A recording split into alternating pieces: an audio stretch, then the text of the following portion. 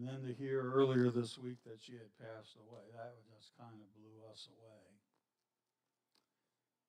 So just a little off channel here a bit this morning. But it kind of goes a little bit into where I'm heading this morning as we get into chapter 15 in just a minute. I don't know how many of you enjoyed history when you were in school. I personally loved it. As well as you know, science. I've always been my two favorite subjects. But I had a teacher by the name of Mr. Severs in 8th grade. And he made history come alive. And I've learned over the years there are two things you can do with history. You can ignore it to your detriment, or you can learn from it. One wise person said, "There is one thing we have learned from history, and it is that we have not learned anything from history." I find that interesting the day that we are living in, particularly what's happening in our country today. Most of us grew up knowing what communism was all about. We saw the Soviet Union. We saw how they treated their people. We saw what socialism did in South America. But it seems like we've got a generation that didn't want to take a hint from history. And today they are salivating for communism. Oh, the lessons, the painful lessons we are going to learn if we don't wake up.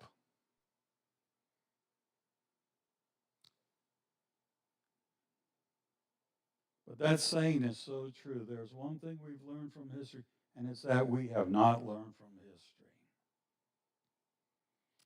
And that's not only true in our day, it was also true of the Hebrews as well. I want us to go to 1 Corinthians 10, verse 1. Listen to Paul's observations. Paul said this in verse 1. "For I do not want you to be ignorant of the fact, brothers and sisters, that our ancestors were all under the cloud, and they all passed through the sea." You know, all the Israelites, when they left Egypt, saw the hand of God in great fashion. He led them by a cloud by day, fire at night. And I said last week, oh, if we would only have that easy today to find God's will. Just look at the cloud. And when the cloud went straight ahead, you go. When it goes left, you go left. When it turned right, when it stopped, you stopped. Man, that was nice. All of them lived to see the miracle of the Red Sea. 2 million of them. Drop down to verse 5 of 1 Corinthians 10. "Nevertheless, even having done that, God was not pleased with most of them. Their bodies ended up scattered in the wilderness." Why? Why do we know about this? "Now these things occurred as examples to keep us from setting our hearts on evil things as they did. Do not grumble as some of them did and were killed by the destroying angels. These things happened to them as examples and were written down as warnings for us, on whom the culmination of the ages has come. What does that say? It tells us not only were they making history back then, but it was all for our benefit. It was so that you and I might wise up and we might learn. God recorded all these things in this book right here. All those things are recorded here so that we wouldn't be ignorant, so that we could read about it and we could learn from history. We could pay attention and not have to go through what they did. That we wouldn't ignore it, but that we would become wise. Some of you might be saying this morning to yourself, well, Pastor, you know, I've come to the place where I don't really experience too many wilderness problems. Really? Then just stick around a little bit. And I advise you to buckle up, because if you're not in the wilderness yet, it's coming. I've been through it many times in my life. I've been through the crossing of the Red Sea, seen the miracles of God, but I've also been in some wildernesses still. Some lasted for days, some lasted for months. Some of those experiences lasted for years. And I've come to the place, you say, Pastor, where, you know what, my life is pretty much just a downhill slide. Buckle up, gang. Buckle up. Because nations go through this. Individuals go through this. Families go through this. Churches go through this. And I could go on and on. Verse 12, look at it, same chapter. So if you think you're standing firm, be careful that you don't fall. Folks, even if you learn from history, because it seems to be a constant pattern to our God, that there are times when all of us go through having a Red Sea experience, a time of deliverance, and then we find ourselves going through a wilderness experience. Why? To keep us trusting in Him. Let's go to Exodus 15. Because there's a history lesson, a life lesson to be found here. Let me set the stage. We saw God deliver the people of Israel through the Red Sea. Man, that's incredible. Pharaoh's army drowned right in the middle of it. And think about this, and for the very first time, these Hebrews were no longer living on Egyptian soil. They were all born there. They were all raised there. They all lived there. And now they were literally on their way to the land of Canaan, because God had proved Himself to be the faithful God. They had all gone through the sea. It was glorious. And as a result, when they got through, guess what they did? They began to sing a song of praise. Exodus 15, verse 1 and 2. Then Moses and the children of Israel sang this song to the Lord and spoke, saying, I will sing to the Lord, for He has triumphed gloriously. The horse and the rider has thrown he has thrown into the sea. The Lord is my strength and song. He has become my salvation. He's my God, and I will praise him. My Father's God, and I will exalt him. And this song gets rather descriptive in verse 20 and 21. Drop down to it. Then Miriam the prophetess, the sister of Aaron and also Moses' sister, she took the timbrel in her hand, and all the people went out after her with timbrels and with dances. And Miriam answered them, "Sing to the Lord, for he has triumphed gloriously. The horse and rider he has thrown into the sea." That was their song of victory, their song of triumph. That was written, and they began to sing. Did you ever write a song? Ever sing a song to the Lord, just to him, you and him personally? Think about the songs we sing in church, or we listen to on the radio. They are spiritual songs that are born usually out of two things. They are songs that come from a wilderness experience in somebody's life, or it comes from a Red Sea experience that had a profound effect on the listener. Usually one of the two. They are either had gone through a difficulty, a wilderness experience, or they had seen a miracle of God in their life. And so they wrote some words and a melody down that we sing in the church today. Where do you think that song, that new song we sang this morning, "He Will Make a Way," came from? Somebody went through a wilderness time.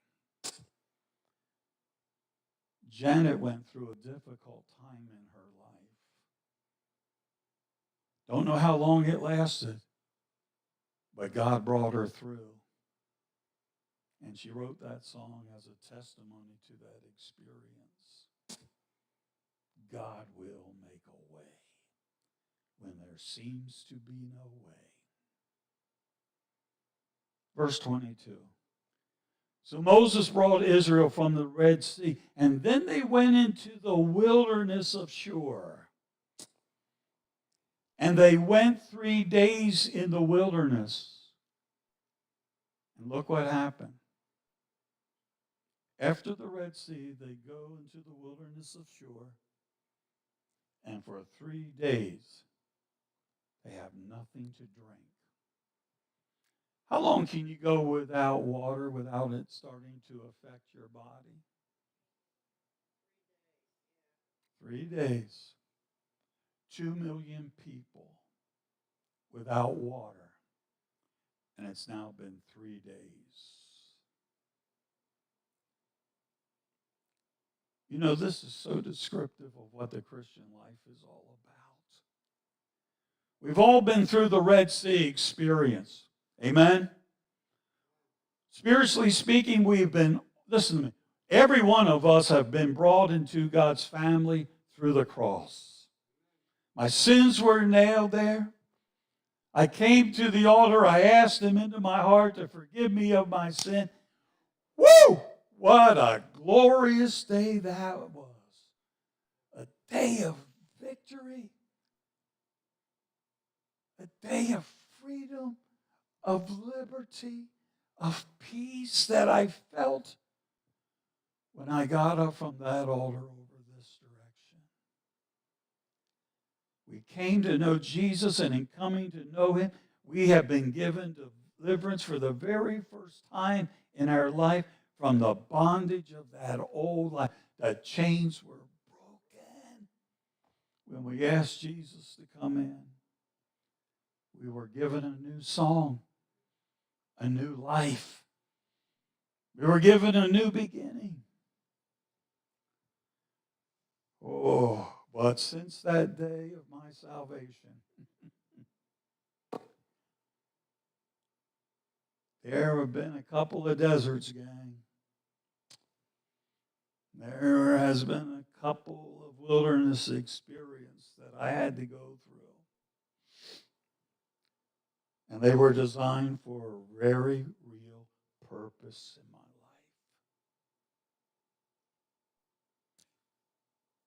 We're told the Israelites are now in the wilderness of Shur. Why were they there? Think about it. If God took them through the Red Sea, couldn't He just, with a breeze, send them into the promised land? If He was able to part those waters and they walked across on dry land, wasn't God able to swiftly move them to the land of Canaan? Yeah. He's able. God can do anything He wants to do. But He didn't. Why? What happened? Let me ask you this. Why doesn't God allow us to come to know Jesus and then immediately rapture us to heaven? Wouldn't that be great? Come to know Jesus and know nothing about difficulty, know nothing about the pleasure of getting old. Voila! Straight to heaven. Think of all the things we could have missed.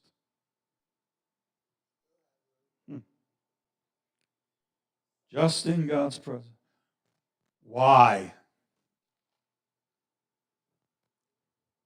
Why does God give us these wilderness experiences before we see the promised land? Why do we go through this stuff?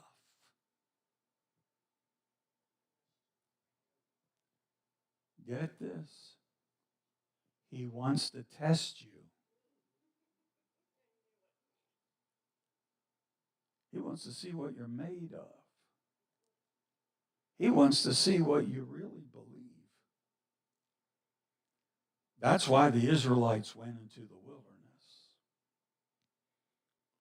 Let's go to Deuteronomy chapter 8, verse 2. And you shall remember that the Lord your God led you all the way these 40 years in the wilderness. Why did He lead them 40 years in the wilderness? Couple of reasons. To humble you. Get rid of your stinking pride and arrogance. And it was also to do what? To test you. He sent you out there to test you. He put you in there. Why? To test you. To know what was in your heart. Whether you would keep His commandments or not.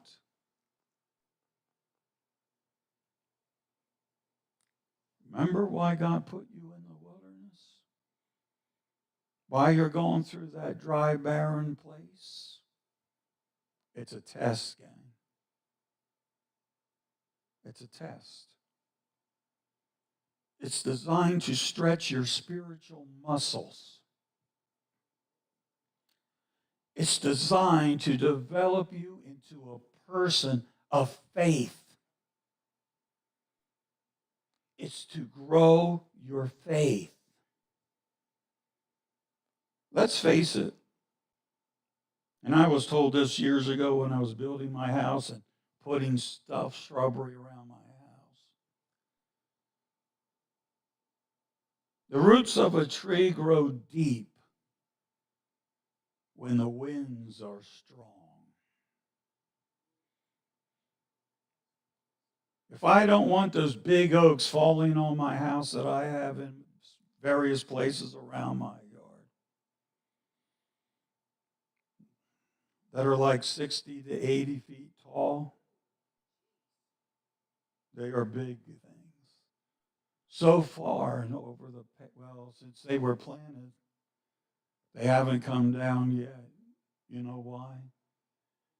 Because when they were saplings, the winds blew around against them and shook them. And that made them strong. I was told if you put ropes on a tree, on a sapling when it's young, because you want it to grow straight and everything, but it's tight enough to keep it from swaying in the breeze, that tree's not going to be a good tree when it grows up. It's not going to be strong.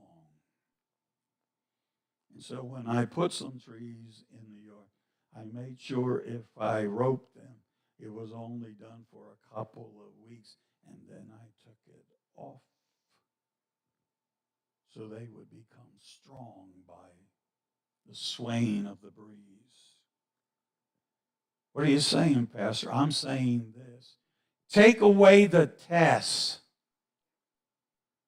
Take away the wilderness experience. And I know they're hard. I know they're painful. Take them away. And we become spiritually weak and spiritually lazy.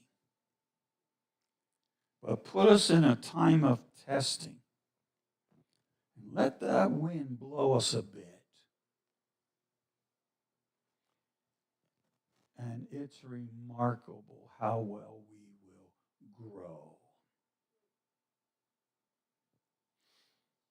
Let's go to chapter 15 now. Verse 22. So Moses brought Israel from the Red Sea, and then they went out into the wilderness of Shur. And they went 3 days in the wilderness, no water. 2 million people, no water. Now when they came to Marah, they could not drink. Oh, you got to be kidding. The waters of Marah. For they were bitter. Therefore, the name of it was called Marah. It means bitter. And the people complained against Moses, saying, it's been 3 days, bud. What are we going to drink? So he cried out to the Lord, and the Lord showed him a tree. And when he cast it into the waters were made sweet. There he made a statue and an ordinance for them, and there he what? He what? One more time. He did what? He tested them. And he said, if you diligently heed the voice of the Lord your God and do what is right in his sight, give ear to his commandments and keep all his statutes, I will put none of these diseases on you that I brought on the Egyptians, for I am the Lord who heals you. And then they came to Elim, where there were 12 wells of water, 70 glorious palm trees over their heads. So naturally they what? They camped there. You better believe it. By the waters. This is an interesting chapter, the book of Exodus 15. Because it is in miniature of what the whole wilderness experience was all about. In fact, here I see a cycle of events that the children of Israel went through for 40 years. Gone around the wilderness over and over and over. There's a cycle.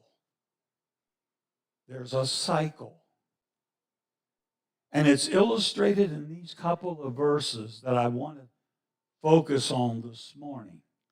I want you to get this because you're going to get it one way or another. You can get it the easy way, or we can get it the hard way. 5 keys, 5 principles, 5 little slots that speak of the 5 areas that pass in a cycle that we go through. They went through,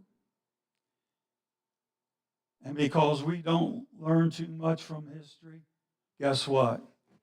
We go through the same cycle, and we do it again and again and again. What cycle are you talking about? We begin and end in the same place, only to repeat this stuff because we don't learn from history. We should, but we don't. Let's start at the top, 12 o'clock in the cycle. At the top, we have abundance. There's abundance.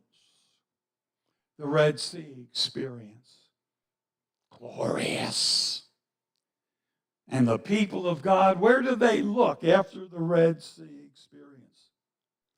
They sing a song of praise to whom? To God. The people look up to God, and He has proved Himself to be faithful. They look up and sing to Him. That's the first part of chapter 15. It starts out, He took us through the Red Sea. Yes! Yes! And that leads to the second part, which is expectation. Because since He brought us through the Red Sea, guess what? We expect miracles every day. We think every day is going to be this miraculous Red Sea experience in our life. We expect continuous blessing and abundance in our life. And in that particular location, we're not looking up. We're now looking ahead. And we think every day's going to be glorious. Every day, it's going to be easy. Every day, it's going to be tiptoeing through the tulips. Yes, I know, I just showed my age. I understand that. With Tiny Tim, I know. Some of you going, huh?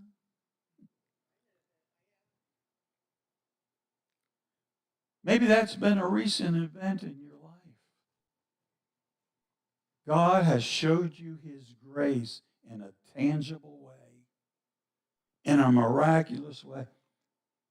And you have had an abundance of something in your life. But if you don't watch it, guess what? You're going to expect that every day of your life. You're going to expect the same thing as a regular habit.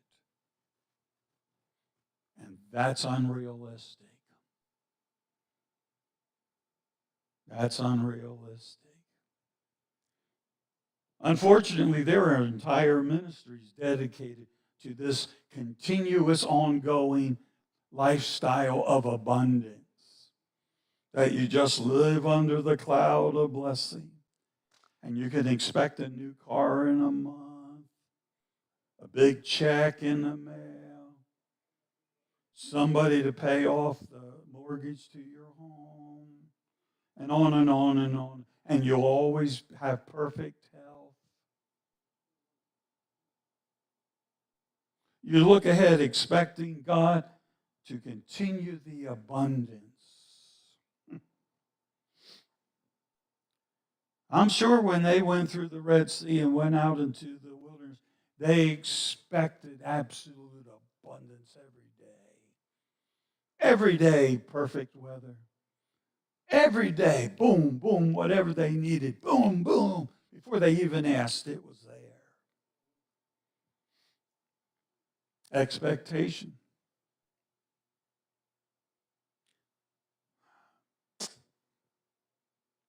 Expectations that don't come through. Where does that leave you?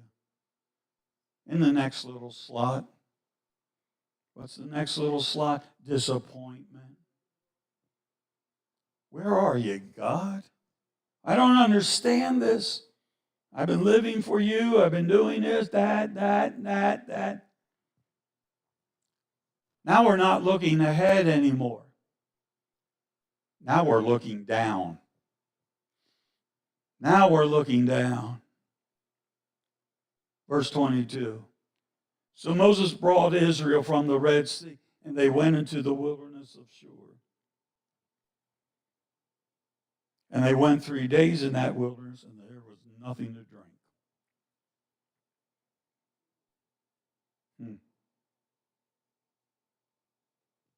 Are you seeing it?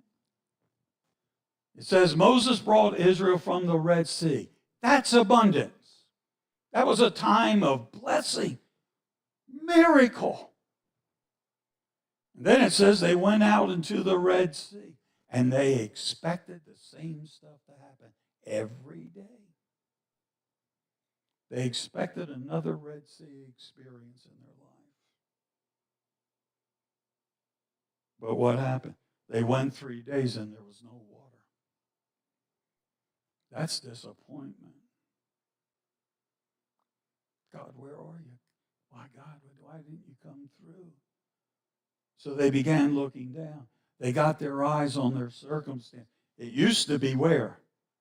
Up and then ahead. Now they're looking down. In fact, they came to water, but there was a little problem. 23. And when they came to Marah, they could not drink the waters, for they were bitter. Therefore, the name of it was called Marah. Great. Can you imagine their faces when they saw the water?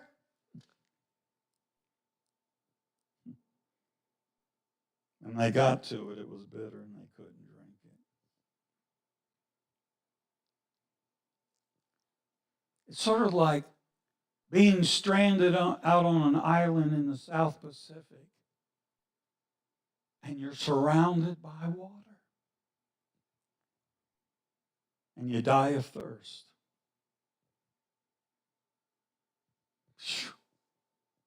Lots of water, but useless. People were disappointed. So where did that lead to? What happens when we get disappointed? Next little slot. They grumbled. Verse 24. And the people complained against Moses, of course, saying, what shall we drink? We call this complaining. This is where the people do what? They look back.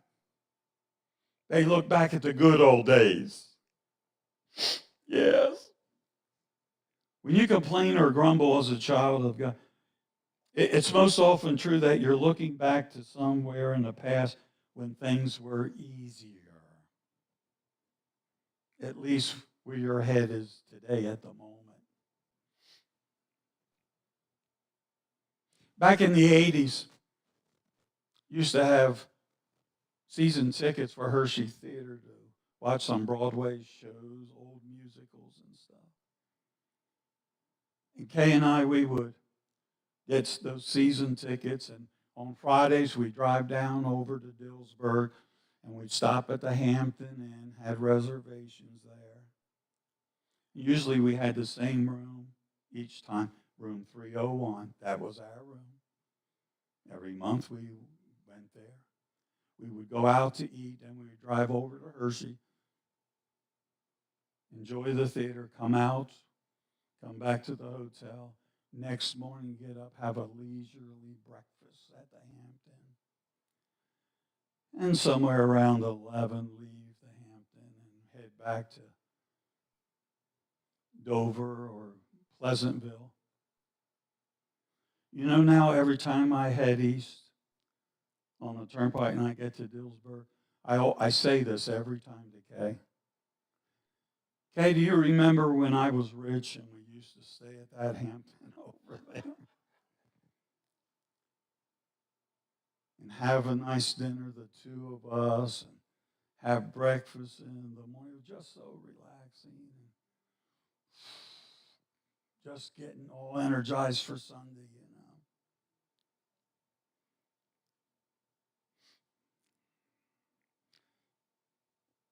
Truth was, those days weren't all that wonderful. They had their moments. They had their situations. Don't miss the process, gang. Don't miss this morning. Because you're living this out. Every one of us are living this out. This cycle. We're either at abundance, looking up, giving God the glory, or expecting every day is going to continue like this in miracle land. Looking ahead, which do that is going to lead to disappointment. Then you're going to be looking down and complaining and groaning. Why me, Lord? Why me? Looking back. And we think about those days when it was easier than it is right now. And then what happens? Whatever period of time it takes, next thing we know, God provides again. God beautifully provides, and so we have provision. And we look around and we see how he provided for us. That's what's happened. Verse 25. And so he cried out to the Lord, and the Lord showed him a tree, and he cast it into the waters, and the waters were made sweet. And there he made a statute and an ordinance for them, and there he tested them. Why were the Israelites there? To test them. To test them. Listen, you don't just happen to move into the wilderness. It's designed to be a test for you. That thing that has come upon you, it's there to test you. Then God said, here's the lesson. Here's the lesson. Verse 26.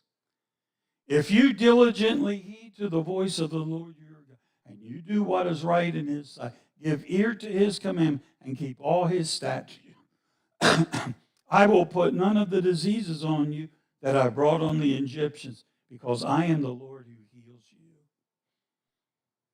There's a book that was written by David E. Stern and Sim I. McMillan. It's entitled None of These Diseases. And it gets its title from this passage right here. The Lord told the Israelites, look, if you'll walk in obedience to me, I'll surround you with my protection. You're going to be tested. You're going to get it. But I promise you, I'll come through with every provision you need. I won't satisfy all your greed, but I will satisfy your need. And there's a difference. There's a difference. Verse 27. And then they came to Elim. And there were 12 wells of water, 70 palm trees. So they camped there by those waters. Boy, you better believe I would too. I would camp there for a long time. Keep the cycle in mind, church. Keep the cycle in mind. Israel went through. You and I go through. Abundance, expectation, disappointment, complaint, provision. It's like a wheel in time that turns. They went round and round that cycle for 40 years. 40 years they repeated it. You and I are somewhere on that cycle right now. All of us, are on this cycle right now, somewhere on it.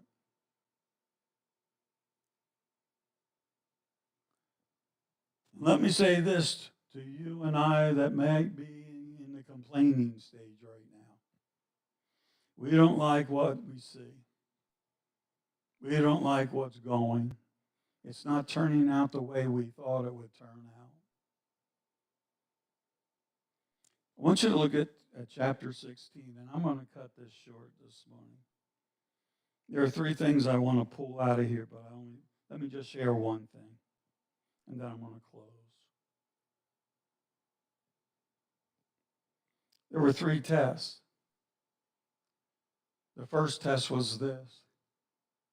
It's a test of time. The test of time. And they journeyed from Elim. And all the congregation of the children of Israel came to the wilderness of Zin, which is between Elim and Sinai. When did they come?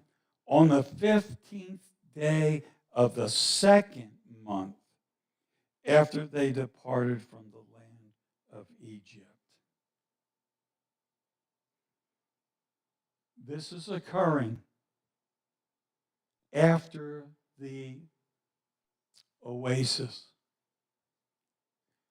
After the dates, after the great fresh water, after all the cool shade they had in the afternoon, then they set out and came to the wilderness of Zin. That's a rugged terrain, folks. Man, that's not a hike on gravel. It's not a hike on blacktop. Notice it was on the 15th day of the second month after they left Egypt. In other words, there's some time that has now gone by. Time has passed. And if you read with a careful eye in chapter 15, it was only 3 days from the Red Sea till they got water. Just 3 days had gone by. But now it's a month and a half. It's now 40 days. 40 days, no water. 2 million people.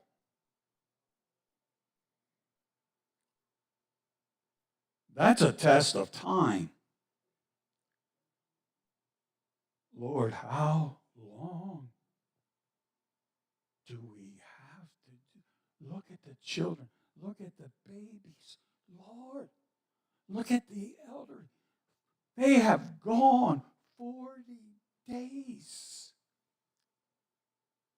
No water. What kind of a God are you? Did you die? Did you go on vacation? That's a test of time. They're in the middle of the wilderness with all those unrealistic expectations. That boom, boom, boom, boom, boom. It would just be every day it was a 7-Eleven. Every day it was going to be rudders. Fill the tanks.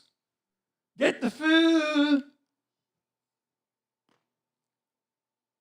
Moses, we thought we were through with those days in the wilderness when we were tried after 3 days.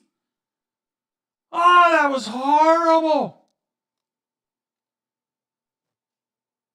Now, why do we got to go back into that wilderness again? That was their complaint. Verse 2 of chapter 16, I'm wrapping it up. Then the whole congregation of the children of Israel complained against Moses and Aaron in the wilderness. Why were they grumbling? What was their problem? They were looking back to the so-called good old days. Verse 3. And the children of Israel said to them, "Oh, that we had died by the hand of the Lord in the land of Egypt, when we sat by the pots of meat, and when we ate bread to the full. For now you have brought us out into this wilderness to kill us, to kill this whole assembly with hunger." People were looking back to the days when they had the siestas in the afternoon in Egypt. They looked back and they remembered the Egyptian roadhouse with the steaks and the yeast rolls.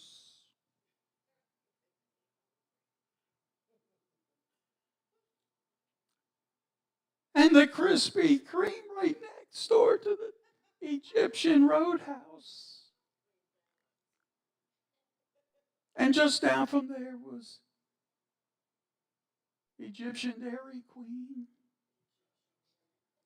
where they could share some ice cream together with their sweetheart.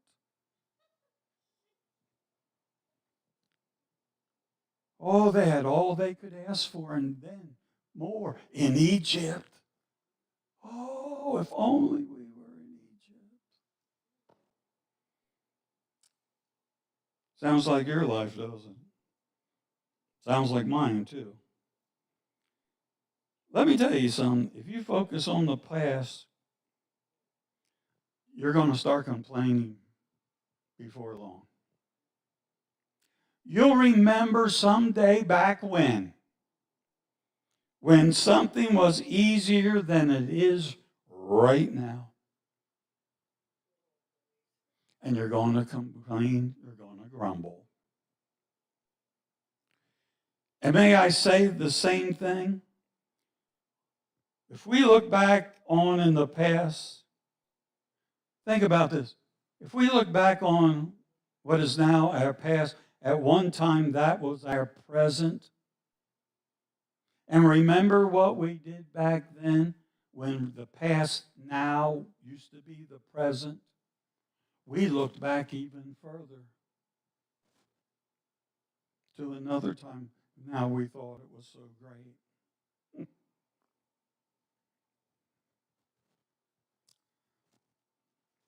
It's kind of a dumb thing to do, but we're good at doing dumb stuff. Yes, I am. We live in light of some phony past leisure or luxury when it is God showing himself strong on our behalf. And we always feel, folks, that because we have endured the test right now,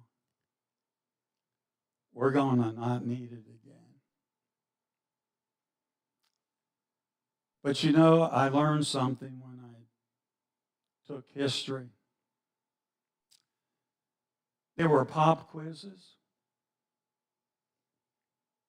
And that wasn't all. There were unit tests that came along. And there just wasn't unit tests. There were also midterms I had to do. And there were more quizzes, more unit tests. And at the end of May, guess what? In history, I had a final exam. 100 questions I had to answer in Mr. Seaver's class. Go ahead, ask it. Oh, what I got on my final exam? I missed one.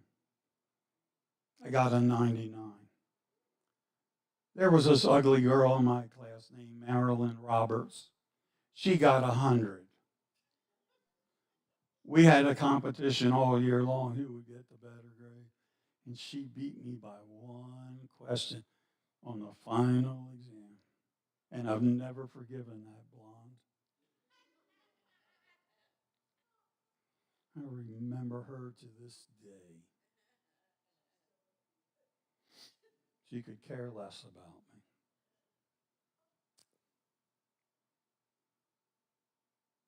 If we don't learn from history, gang, we're doomed to repeat it. And we go through the same cycle the children of Israel went through. Abundance, looking up, expectation, looking ahead, disappointment, looking down, grumbling about our situation, looking back to some good old days. And then God in his time brings us out. He brings us out. Why the test of time? It's all for one purpose, to test our faith, for us to see what we are really made of, if we really believe what we say we believe. Let's pray. Precious Lord, thank you for your word.